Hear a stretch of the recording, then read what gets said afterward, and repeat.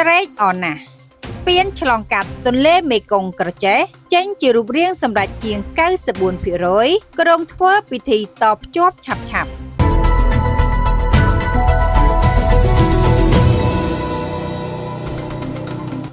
ស្ពានឆ្លងទន្លេមេគង្គខេត្តក្រចេះដែលមានប្រវែងជាង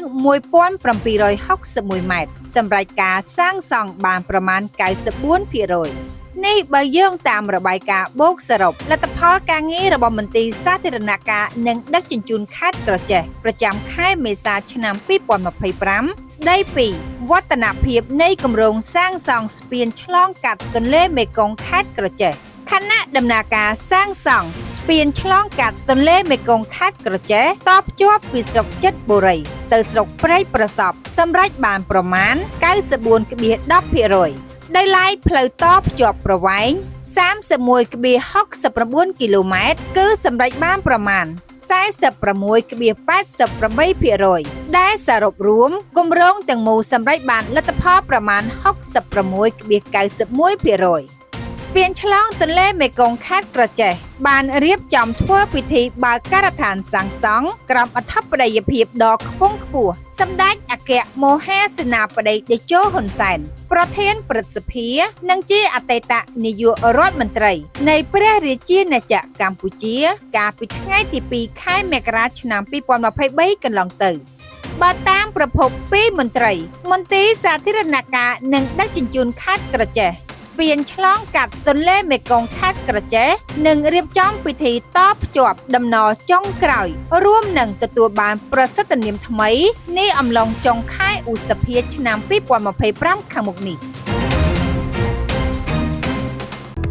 នាំមកជូនដោយហាងចែវិចលក់គ្រឿងកាឡៃកាបូបស្បែកជើងនិងនាឡិកាដៃគ្រប់ប្រភេទបើអស់លោកស្រីអ្នកនាងកញ្ញាចាប់អារម្មណ៍សូមទំនាក់ទំនងតាមរយៈលេខទូរស័ព្ទ 089 74 00 46 096 85 28 883 ឬក៏ទៅដល់ទីតាំងផ្ទាល់ដែលមានអាសយដ្ឋាននៅផ្សារអូអំបិលក្រុងសិរីសោភ័ណ្ឌខេត្តបន្ទាយមានជ័យនាំមកជូនដោយទឹកពិសាបរសុទ្ធ CPHN ជាទឹកបរិសុទ្ធមានរសជាតិឆ្ងាញ់ត្រជាក់ចូលចិត្តដិតអារម្មណ៍ជាកម្មសិទ្ធិរបស់សហគ្រាស CPHN មានដាក់លក់ទូទាំង25រាជធានីខេត្តហើយបងឲ្យលោកស្រីអ្នកនាងកញ្ញាមានចំណាប់អារម្មណ៍សូមទំនាក់ទំនងតាមរយៈលេខទូរស័ព្ទ 012 90 39 22 086 21 26 71